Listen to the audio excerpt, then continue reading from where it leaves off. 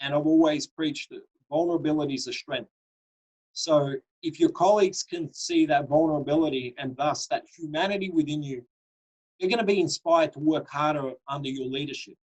Yep. Whereas if they just see a staunch leader and a dictator before them, who cares? Why am I going to put in 2 extra hours away from my family, away from what I enjoy, when, say, there might not be additional pay or anything at that moment in time? So I feel like all of those lessons play into being the best leader possible.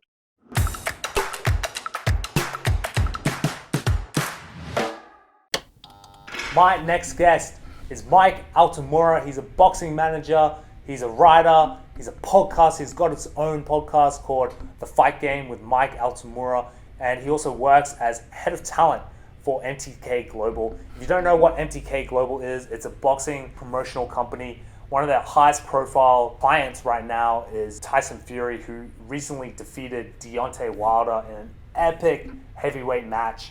This episode was more of a personal episode. It's more of a chance for me to catch up with him and talk about boxing.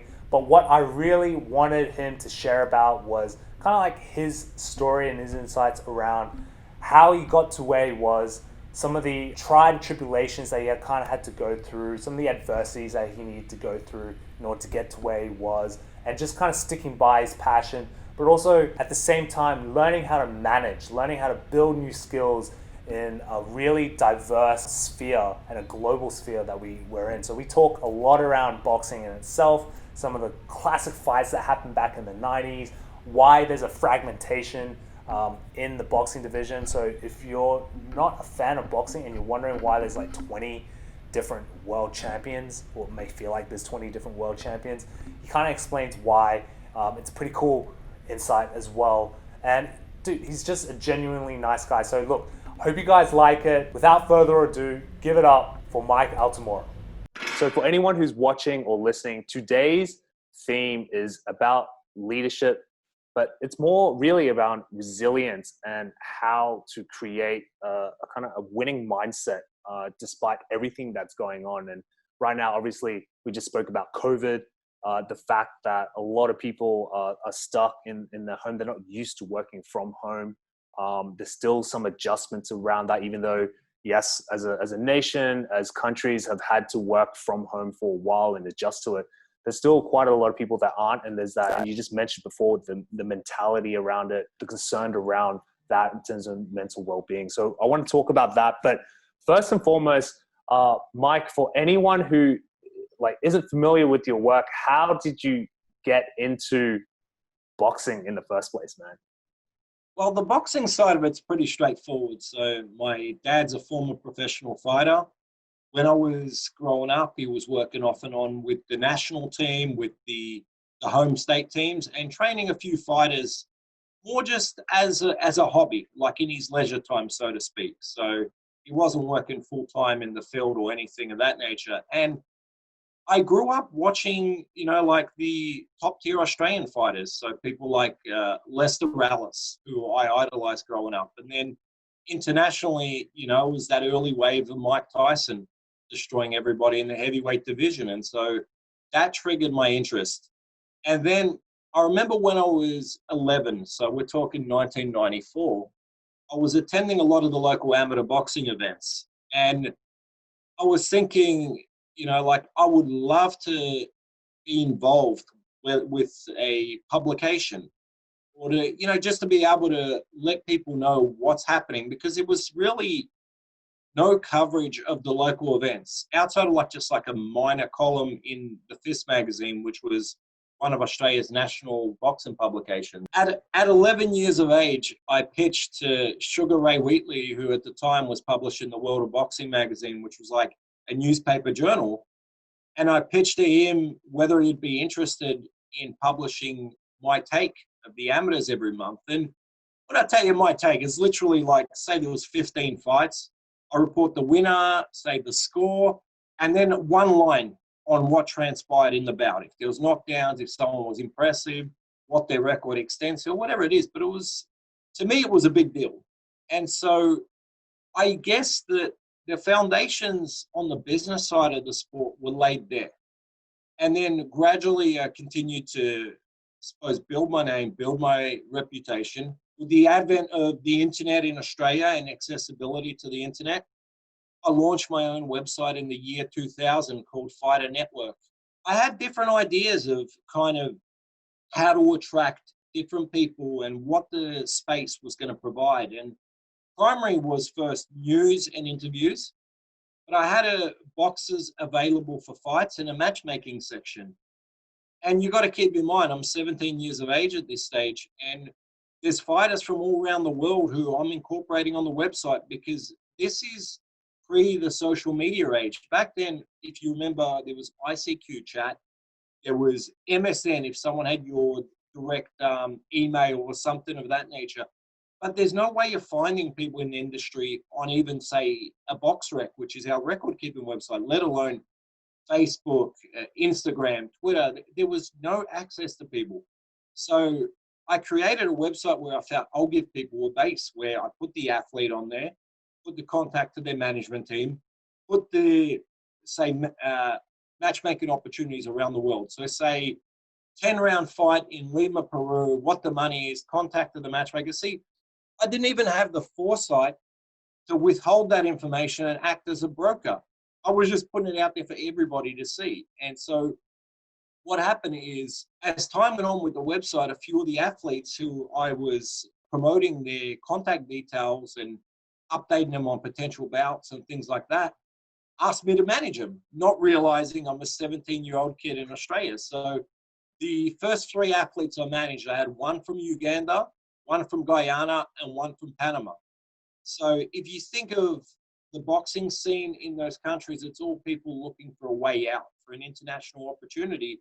And it was a baptism by fire, because the first fight I booked, I was super confident the victory was assured, and the guy that I placed in the bout got knocked out in the 3rd round. But it laid the pattern for what my career path would be.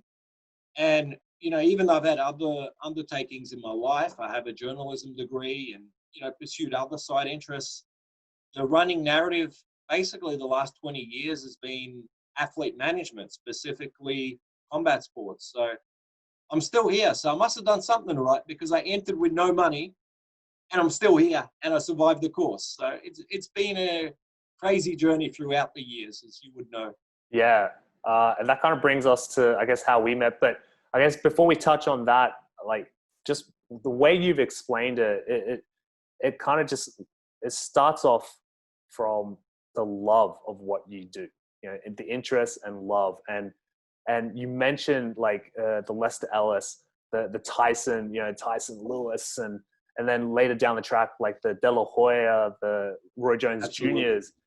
And it's that interest of like, what if, like, wouldn't it be cool if you saw this guy match up with this guy? And, you know, which is kind of few and far between these days, like with boxing. I know it's trying to come back towards that, but it gets harder and harder as there's more promoters and more organization bodies kind of fragmenting the title in itself, like for the public to kind of really recognize as who is the actual champ. That's cool. Yeah, and that's like it. And that was the one thing I was going to say. You just said the word, that the sport is very fragmented. So, you know, like I always explain to people, say, because you know, but your listeners might not know, there's 4 world title bouts credible in boxing: the WBO, the WBC, the WBA, and the IBF.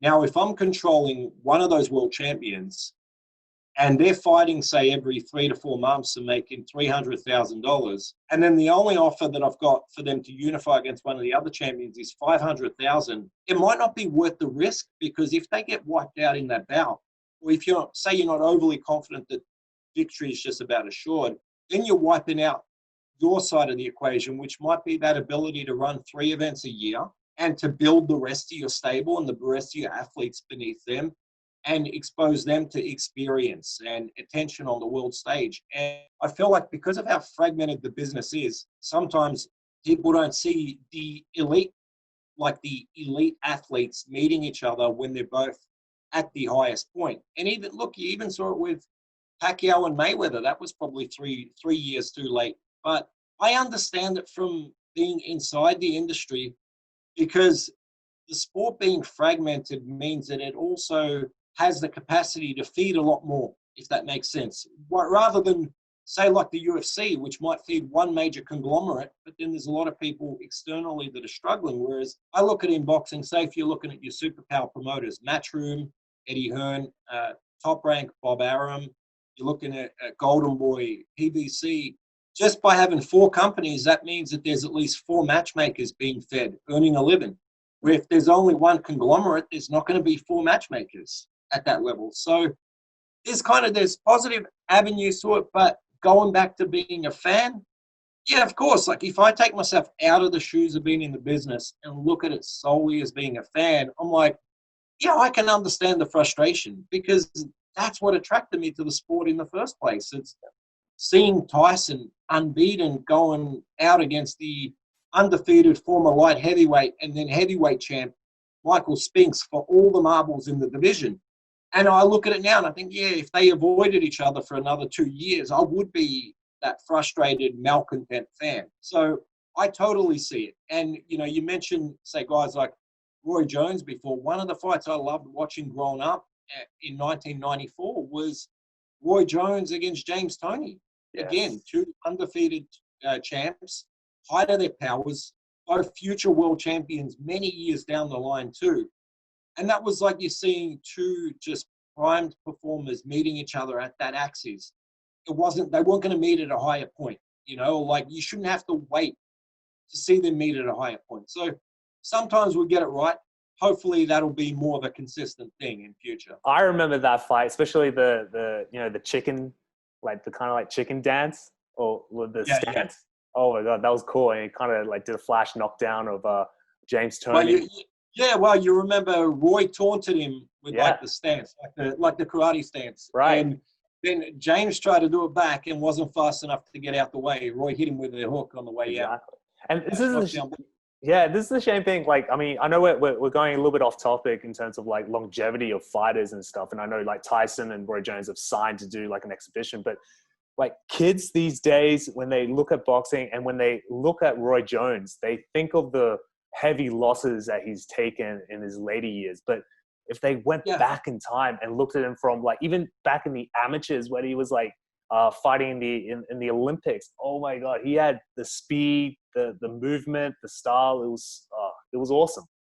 The way I look at the sport, and I feel like boxing and combat sports in general has a habit of crucifying its stars post fact, but it's only temporary. For example, look at how psyched everybody is about Mike Tyson now, and he's a good 18 years well past any kind of semblance of a post-prime, let alone a prime. But I feel like with the passage of time, forgiveness is allayed. So, say, in boxing, we talk about Sugar Ray Robinson being the greatest fighter of all time, and he is. He incurred 19 losses in his career. The majority of them once he was past the age of 35, and even more so once he was past the age of 40. And I feel like the passage of time lends forgiveness. So with Roy Jones, in 20 years' time, people are going to be watching them highlight reels of Prime Roy and being like, man, he was spectacular. Yeah. Right now, he's getting crucified a little bit because he remained in the sport trying to compete at an elite level well past his best. The thing is, like boxing, and combat sports, I should say more as like a generalization, it really is different the way people perceive it. Like if Roger Federer goes through a year in tennis with 45 wins and 7 losses, he's probably the best tennis player in the world. Yeah. And everyone's talking about, oh, do you see he won the Grand Slam? A boxer goes in his career 45 wins and 3 losses, and everyone, oh, he got exposed, he can't fight. And it's like, where did this connotation come from that one bad night or a loss on a night is so demonized? And I'm trying to get people out of that thinking, because the more you get them out of that thinking, the more you're going to see the best fighting the best, because they're not petrified that if they lose, their future earnings are going to be severely affected the way that they are. So I hope we see that, because you don't see it in every other sport. Even look at NBA teams. An NBA team goes 60-22 for the season, and everyone's like, oh, what a spectacular team. if you batted at 75% in boxing, you're a journeyman. And that's the way you get treated. So I feel like we need to change a little bit of that thinking. I think it comes back down to those promoters trying to, like, it's easier to hype up a undefeated fighter versus someone that's lost. Like, Yeah. I think a really cool one that kind of comes to mind where early losses gave an impression of a washed up, or not washed up, but a fighter that's easy pickings was when Nonito Donaire like knocked out Victor Chinian. You know, when he came in with like one loss early in his career.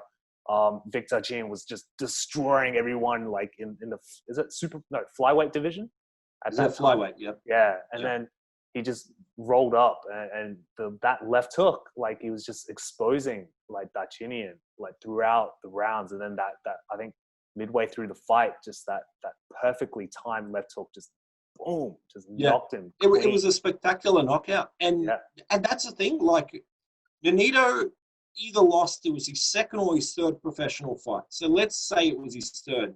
So he's 2-1. When he's at that stage in his career, nobody wants to invest in him anymore. On one bad night, you know what I'm saying? Like, and I feel like that's a common occurrence you see these days, is that, you know, you can look at someone's record, and I always say, like, the numbers mean nothing unless there's substance. Look, if we're talking, say, on the business side of things, I'm not particularly interested if someone's worked in a role for 30 years and if someone else has worked in the role for 5. It's a competency of work in that role. What have you accomplished? And I look at the same with the fighters. Like, fighter A could have 20 fights and 20 wins, but he's been beaten nothing but handpicked road sweepers. And then there's another guy who's 15 wins, 5 losses, but he's been in tough against the grain 10 times where he was placed to lose. 5 of them he came out with victory. Another 3 were split decision losses, probably in the other guy's hometown. It's like, how do you calculate who has the better CV? It's a no contest. But public sold on the fact that, the 20-0 guy must be a monster because he has an unbeaten record. But the truth is, if we're looking at hand-picked opponents, anybody that's got a little bit of strength and the ability to get their hands up, I can get them to 20 or 30-0. As soon as I try to place them with an equal, that's when they get in trouble. And so I always look at that and I tell people, like, I'm on the inside. I've worked in this game for a long time in management and athlete development. And I'm telling you, records mean nothing unless there's substance to them. Yep. So you should believe me.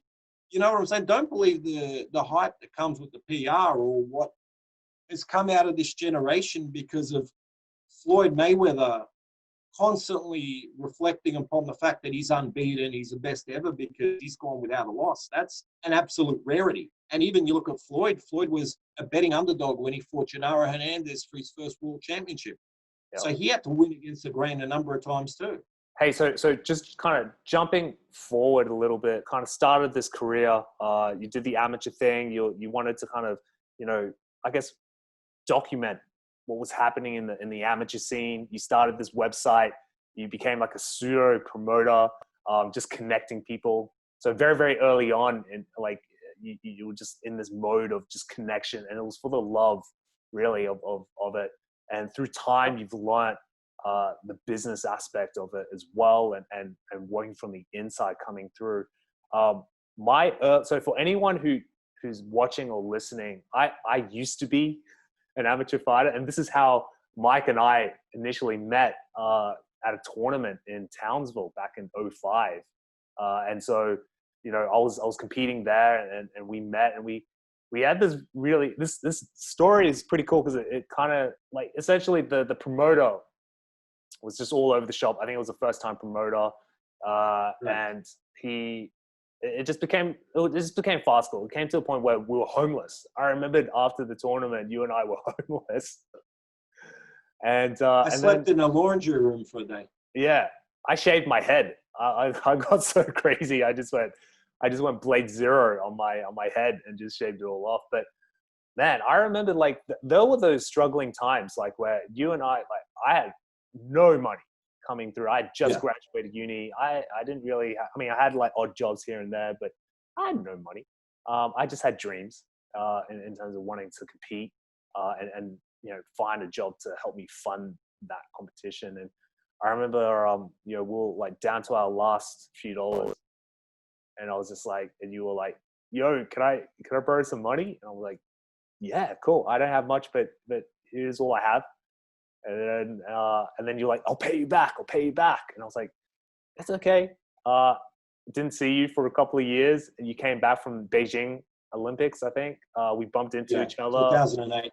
2008, yeah. We bumped into each other down at the Gold Coast at a casino. And then the first thing you did was grab your wallet and hand me a $10 note. And I was like, holy crap, this guy remembered. It's awesome, And I think that shows character in yourself and the friendship, I guess, we've had like ever since then coming through. Yeah, what were your times around that? Like, can you remember it? Yeah, well, a few pointers. First and foremost, you're being extremely humble in regards to your own accomplishments and your own capabilities as an athlete. You're a very, very talented young fighter back then.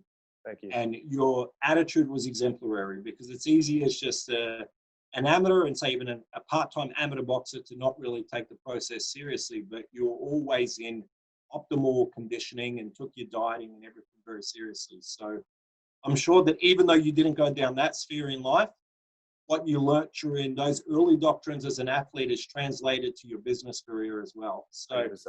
I'll say that. The other thing is, so you borrowed me $10 for Subway. And I'll put this into the context that I hadn't eaten, I think it was 3 days on the previous side of it, and then another 2.5 days on the other side of it. So that's the only food that I'd put in my body for 5.5 days. Now, you ask, how do you wind up in these situations? And the thing is, I had athletes that came in from overseas for that event. So I had an athlete from Uganda and another athlete from Nigeria. Mm-hmm. And it was my priority to make sure that they were looked after. And the mistake I made, first-time promoter, but I had mutual friends that had vouched for him. I took his word that he was going to be honorable. So, I'm a young kid. I'd paid my own flight there. He had supposedly booked my own flight home, and I'll explain that in a second. But when I got in, the athletes had no money to eat or anything like that.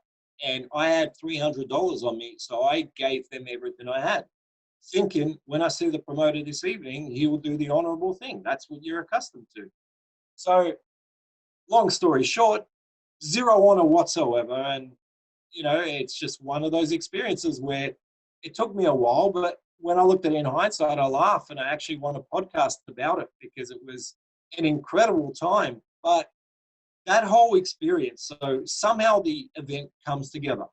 And I remember walking out and looking, it was at the Townsville Entertainment Center, 5,000 seats, and it's like 30 minutes past start time, and there's like 200 people in the audience. And I'm like, oh, it's rude. But the athlete that I had in the main event wanted to fight.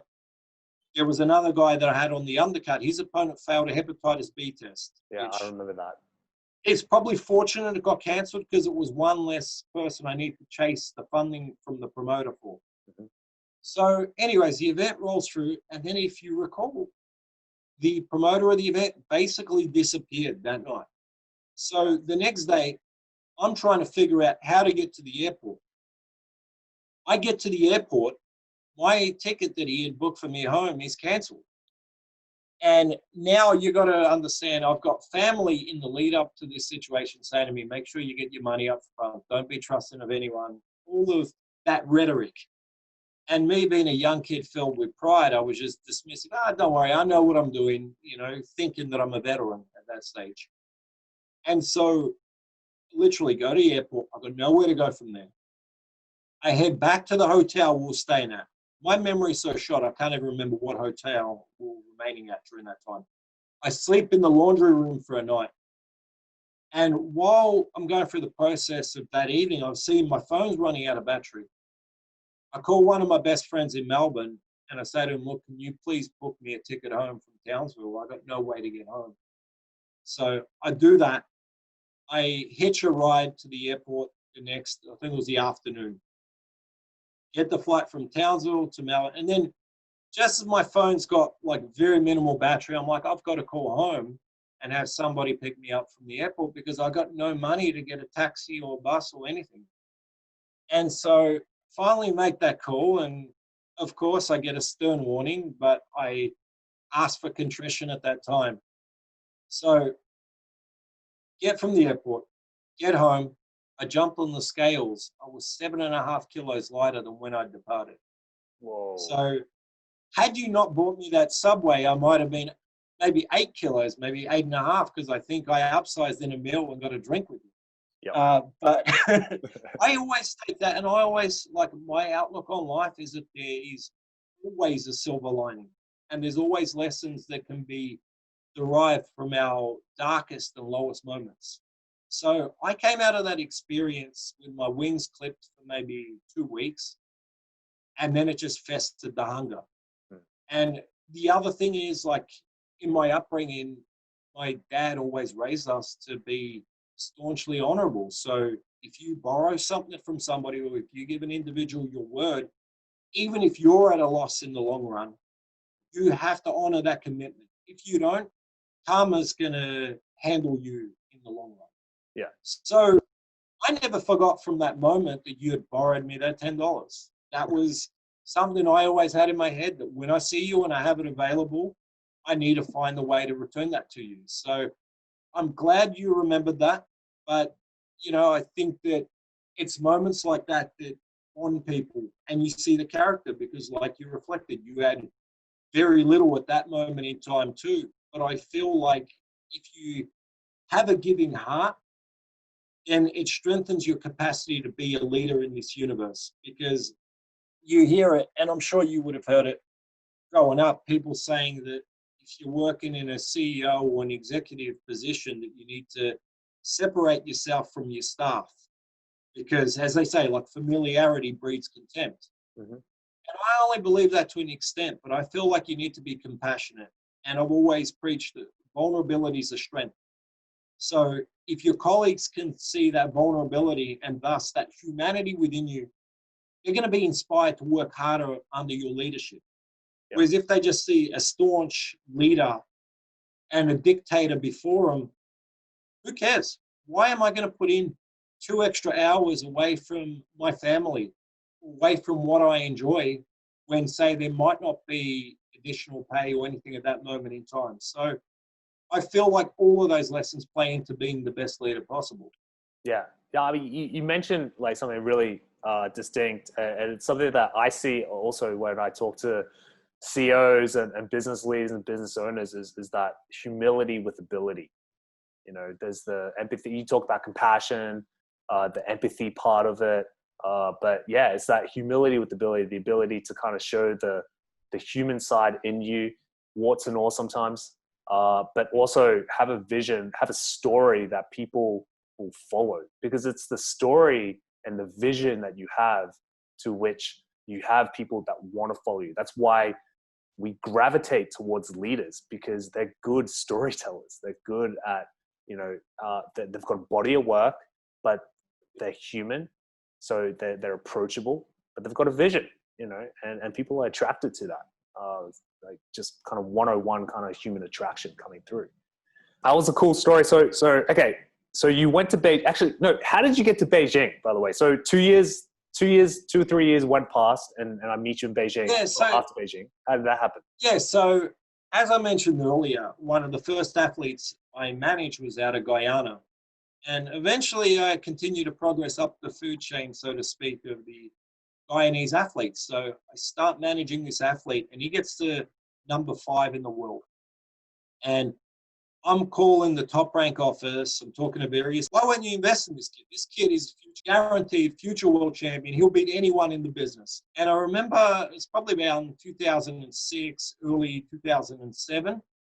Top Rank were pushing Juan Manuel Lopez, who became a future 2-division champion from Puerto Rico. And I'm calling him up, and I'm like, I see Juan Manuel Lopez, he's ranked. I believe my kid will knock him out. And it was a number of people. Bruce Trampler, who's a legendary Hall of Fame matchmaker.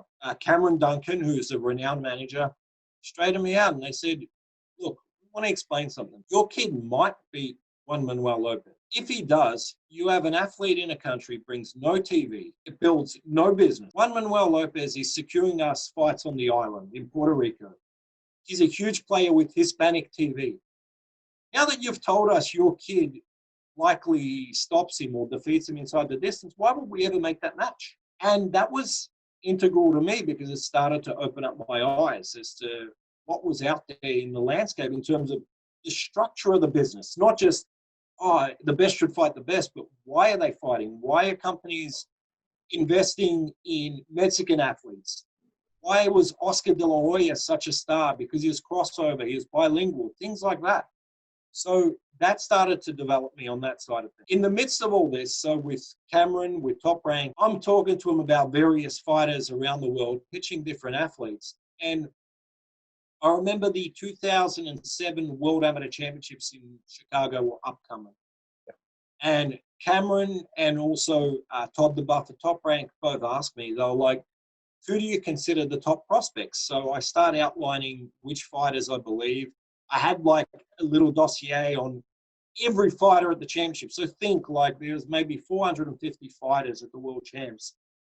And I had a breakdown of their records and everything, like all key data, because essentially I'm sitting at home screaming for an opportunity and I'm feeling like I'm being frozen out in my own country. Like I'm not being heard in Australia. I'm not being taken seriously because at the time I'm like 23 years of age. I'm a young kid and people were just kind of thinking I'm an annoyance rather than an asset. And like one of the things I learned early days is knowledge is power. So if you immerse yourself with knowledge, eventually you can't be denied. And so I'm talking to Cameron and Top Rank office about guys leading into those championships. You know, Vasil Lomachenko, Matvey Korobov, who we ended up signing. Fighters of that nature, when they're on the way up. So you got to think, this is 13 years ago, and now, obviously, you know who Lomachenko is. You know, the previous year he had just won the World Juniors in spectacular fashion. And they're like, you really know this amateur shit, don't you? I was like, yeah, I'm dedicated to watching these fights. I know the styles. I know who the key signings are. And it was something that just kind of developed over the next 3 or 4 months. So there was a lot of back and forth where, say, post the World Champs in Chicago, they were saying to me, what do you think of Poland? Who are the top fighters in Poland? Who are the top Irish fighters coming through? I'd send my little report and I'm like gasping for an opportunity, thinking, just send me, just give me the all clear. But I know I've got to bide my time and be patient. And then I think it was maybe around April or May. And keep in mind that the Olympics were in, I want to say early August, late July or early August. I'd have to look at my notes. Yeah. So I finally get that call. It's like, we believe in your talent. Top Rank want to send you to the Beijing Olympics as their chief talent scout. And in my heart, I was just like, I've made it. Like, this is it. Like, once I secure this standing with the biggest promotional entity in the world, then in terms of my business pathway, I'm going to be set because it's a huge accomplishment. I'm still young, I'm still fresh, but it gives you instant credibility. Now, a crazy thing happens. 6 days before I'm supposed to travel to Beijing, I have a severe anaphylactic shock that almost takes my life. And I'm not going to come out here and say what it was to because I don't want any of my business rivals spiking. Inducing it. Yeah, exactly.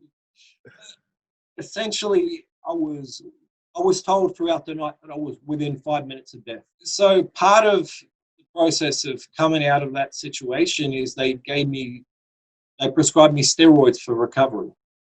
And I'm on all these other antibiotics. And they also say to me, don't travel, don't do this, don't do that. I was like, there's no way on earth I'm not boarding that plane to Beijing. So I told nobody. I packed my prescribed steroids and everything else. And just thought to myself, like, I'm prepared to die for this opportunity. Forget my health, I need to grab this with both hands. And so I ventured to Beijing. I met with so many different people from around the world, and that really set in motion, say, the next 5 years of scouting and development, because, you know, it's in Beijing. Not everyone's venturing to, if it was in the United States, Australia, or like London 2012, everyone was at London 2012. But in Beijing, not everybody was targeting, athletes, targeting signing athletes there. So I became friendly with a lot of top-line fighters who are now stars in the sport, and we signed a few key signings to Top Rank. They were satisfied with the job I'd undertaken. So I return home, my steroid cycle ends, and then the reality of what's about to transpire with my immune system hits. And probably the next 3 or 4 months, I was constantly either unwell or just totally depleted of energy, because not only was it still recovering, my body adjusting from the anaphylactic shock, undoubtedly the damage rendered to it by traveling, by putting that additional strain, didn't help the situation. But it's something that really I look at as a blessing, because from there I signed Paul Fleming, who was a key signing in Australia. All of a sudden in Australia, I'm treated with respect and credibility. The same people that endeavored to trample me into the ground when I was just crying out for an opportunity want to be my friend now. And so there's a seismic adjustment in that regard. Suddenly, when I'm getting calls from different places around the world, I can start filtering them through. Whereas before, you call me, all right, $5,000 for a fighter in Colombia, I'm there. Jump on the plane, doing no due diligence of who particularly may be on the other side or the danger of the situation. Whereas once I came back from that experience with Top Rank, I could adjust and realign. And really, as I say, like from there, the rest is history. I've just been continually looking to grow and learning in the business and adding different skill sets to what I can do. What kind of skill sets are you talking about? For example, learning the television side of things. So learning an entire package deal. So if you're going in to sign an athlete, there's different vantage points. If it's from management or if it's from a promotional perspective, what particularly there may be long-term from TV in a market. So say if you're signing a fighter from France, who your major players are within TV, who your major sponsorship players are. Is there crossover markets, say in Canada, things of that nature. So I learned that development. I learned a lot about athlete development at all levels. So not just, say, taking a kid from professional debut for a world title, but then how do you build a brand? How do you select the opponents once they win the world championship so that they continue to develop, so that their career continues to rise? Where do you delegate? How do you learn how to better publicize fighters? What are ways to think outside the box? How do I learn how to better read contracts so that if somebody sends a contract, I can cold read it and know whether I'm okay with the athlete signing it before relying on a legal team? Because sometimes a deal might pop up and you have to be prepared to say yes or no within a 12-hour time frame. Right. So, maybe your attorney of choice is too occupied in that time.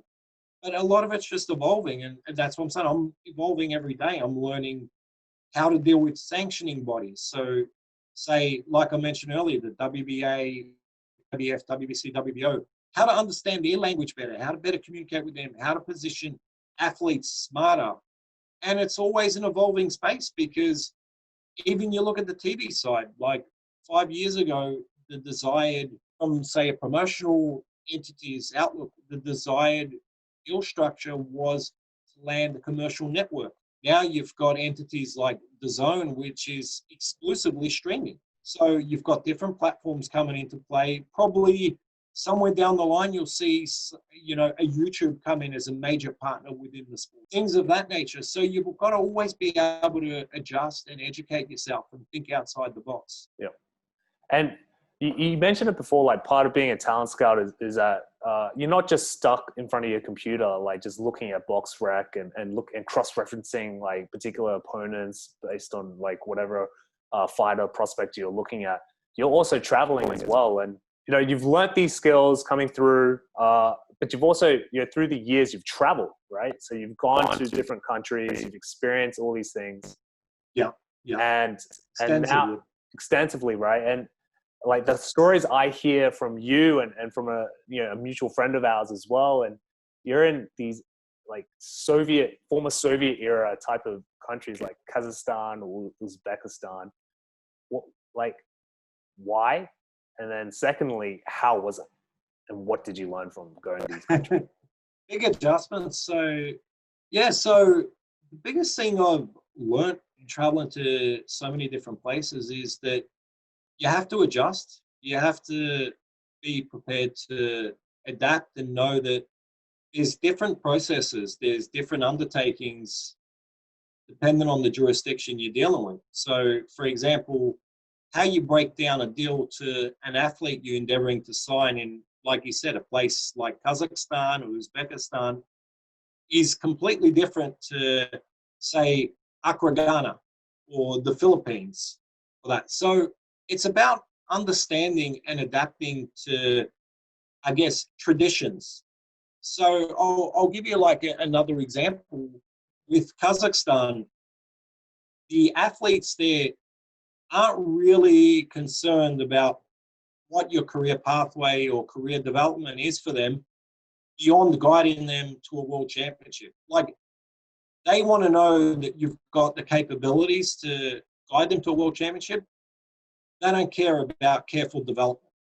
They don't care about being in the right hands because of how strong the amateur program is. They believe that if they're a key signing and they're turning professional, they're a world champion in waiting.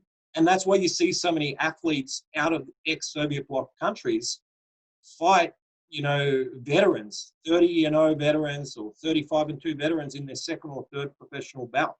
You see it with so many of the kids from there. Like Lomachenko is a great example. If you look at his early CV as a professional. And then there's other places, like, say, if you're signing a kid in the Philippines, what they want is generally like a little bit of a surety, because it's such a struggle for a lot of these guys, even just paying their regular daily bills, like getting to and from the gym, things of that nature. So you've got to be able to create a little bit of a pathway and a little bit of a budget where they can see, okay, that strain is going to be taken from me, and then I've got the ability to fight and have additional earnings too. So the main thing that I look at is adaptability. There's other places in the world where the athlete wants you to engage with their family. It needs their approval. Say in Ghana, most athletes, you need the approval of their parents. And then the athlete is content to follow whatever their parents advise. So I think that the key to dealing with so many different markets is adaptability and compassion. And, one word you said earlier, which is empathy. And you can't look at signing a major star in the United States and think that the tactic of signing an athlete or developing or working with an athlete there is the same as guiding a gold medalist from Mongolia. Completely different. So a lot of it comes to how you can adjust and how you adjust in your interactions with people. Nice. I find it exciting. Like, Yeah. I love traveling. I mean, say Kazakhstan, I don't miss the negative 30°C weather there. But I've had so many amazing experiences traveling the world, and like, it's something that I know as time evolves and as time unfolds, so to speak, I need to draw back the travel somewhat because I can't maintain that lifestyle as I get older. But there's been some exhilarating years because I never knew what adventure was going to follow the following day. Yeah. You and our mutual friend, like you guys travel all around. And it's not like you guys are rolling in cash either. This is like a sport where it's like the NBA pretty much. Like the 1% make all the cash and everyone else makes mediocre cash. It's the same thing with pro boxing as well. Like it's the main event that really makes it, and the promoter and the organization who has the alphabet belts. But everyone else, they take their small little cuts, and it's enough to survive. And the question afterwards is, for a lot of people, is like, why bother? Why stick around? And it's exactly those kind of stories, like the ability to travel. You don't have much, but it's the people you meet, the camaraderie that you develop and the friendships that you're able to kind of create from it. And also, yeah, like you said before, when you're dealing in other parts of the world, in other countries, the temperament of each of those countries, so localizing yourself and your deals and your approach towards those particular countries in order to get to, spark that emotive kind of element with that particular fighter or that prospect coming through, so they sign with you. That kind of leads us now to, I guess, what's happening right now. So you're with MTK Global, right? As a correct. Scout. Yeah. So, like, I can actually give you an exclusive. Oh, okay. Let's do it. There's going to be an announcement going out, as stated, that I'm the new head of talent. So I'll be the head of, talent development and athlete development, things of that nature. So for me, it's a huge opportunity because at MTK Global, we're the foremost management group in world combat sports. We have just over 170 professional boxers, over 80 MMA fighters. So to have that standing as head of talent in an organization with over 250 athletes, please pray for me. Congratulations. Because it's going to be a huge undertaking and I'm going to have to learn better than ever in my lifetime the art of delegation and reliability on my team. But I'm going to be given the opportunity to build my own team.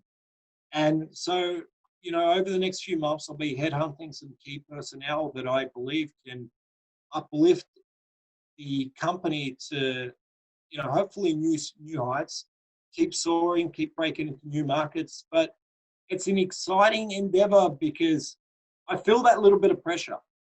You know what I'm saying? Like, it's a huge challenge, but I thrive on challenges. Like I've always said to people, and I don't know if you'll get this analogy, but there was an NBA player, Sam Cassell, and he used to play for the Houston Rockets. And in like his second season, like he'd average like 6.8 points a game in the regular season.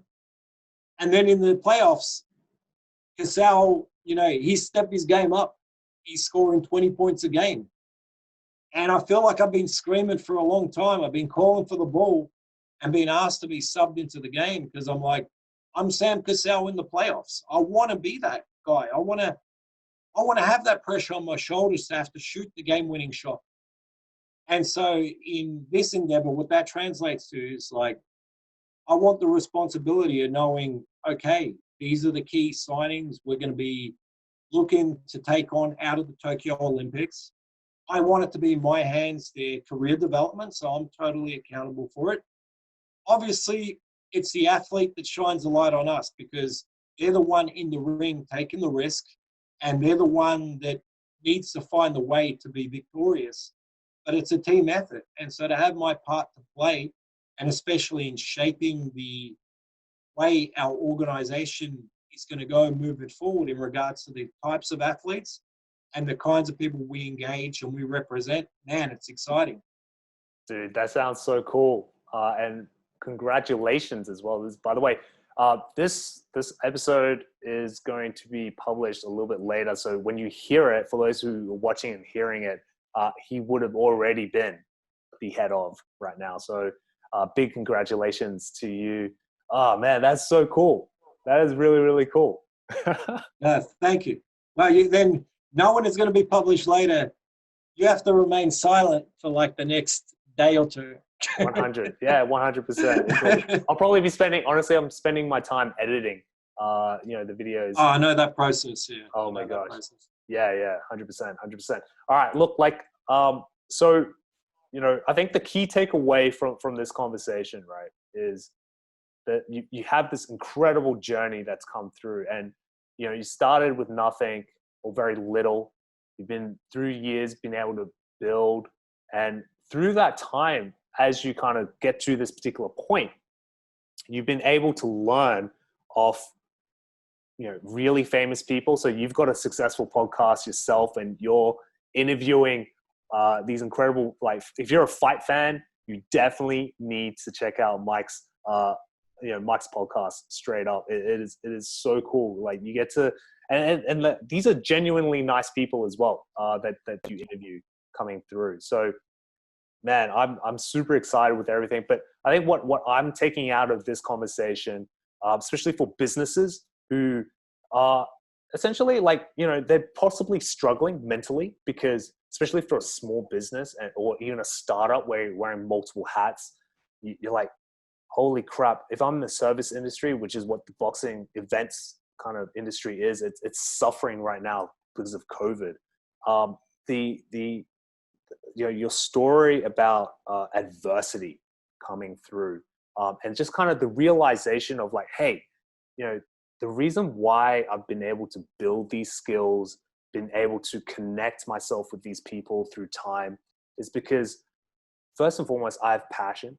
And secondly, like it's almost like the desperation to succeed enabled me to succeed, or enabled me to at least get to this point and fuel me to get to where I need to be. And then, the athletic part of us, the dog in us to be better, to grow, to evolve as well. Like, you mentioned about like boxing early on, like my skill set, like if you were to watch me now, the way I spar, the way I would fight now is totally different to the way I was when you saw me back in 05. Like back in 05, I was more like an amateur. Like my style was more like an amateur style. It was more like a fencing type of style. It was a points-based driven.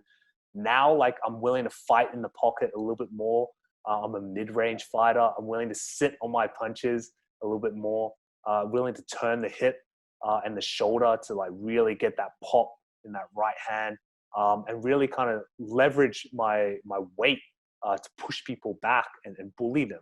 But that's something that comes through time, and your story around, becoming like essentially the documentation of what you're doing, getting your first break, coming through like with Top Rank, with the Beijing '08 Olympics, being able to travel around the world, see new places, build new bases at the same time, start your own businesses, and now like with MTK Global. And for those at home, if you're wondering what the hell is MTK Global, it's like if you know Tyson Fury, who knocked out Deontay Wilder earlier this year, he's managed by that group. And there's a whole bunch of other world champions, but he's probably the one that general public will probably know of right now.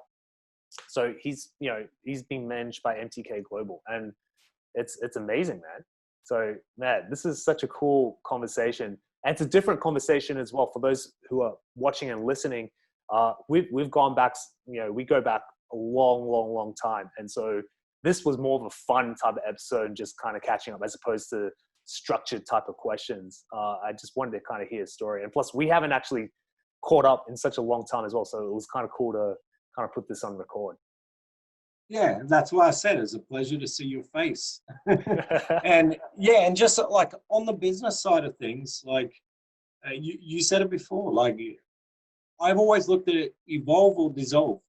You don't evolve with the trends and the way that business structures are going, then eventually you become irrelevant in your field. But just to, like, my take home as well, just to a lot of people out there that are struggling, that are currently thinking about what their pathway forward is going to be, just know that it does get better. Like, don't be so harsh on yourself. The one probably, if I have one regret throughout my journey in the sport, it's that I placed way too much pressure on my shoulders, say the first 15 years, and didn't appreciate and didn't enjoy the moments like I should have, didn't savor the moments where sometimes people will remind me of like a night, say when an athlete I managed won the world championship and my head was in a totally different place. So I'd say that, just keep enjoying the process and know that if you keep immersing yourself in the knowledge of whatever your field is, eventually the cream rises. Exactly. Keep pushing through. So, Mike, like for anyone who wants to get in touch with you, get to know you a little bit more, your podcast, like where can they find you? Yeah. So on Twitter and on Instagram at MJ Altamura. If they want to follow the latest with the podcast, it's The Fight Game with Mike Altamura on Apple, Spotify, where you find all your good podcasts. And also you can follow that on Twitter too, at TFG Altamura. Nice. And for anyone who's watching, listening, it'll be in the show notes below anyway. Mike, thank you so much for coming on. I really do appreciate it. No, pleasure. Will you borrow me another 10? Yeah, 100%, man. You want to come to Vietnam? I'll hook you up, man. Like stay at my place, 100%. I look forward to seeing you soon. See you soon. All right, for everyone watching, listening, thank you so much, and I'll see you in the next episode. Bye.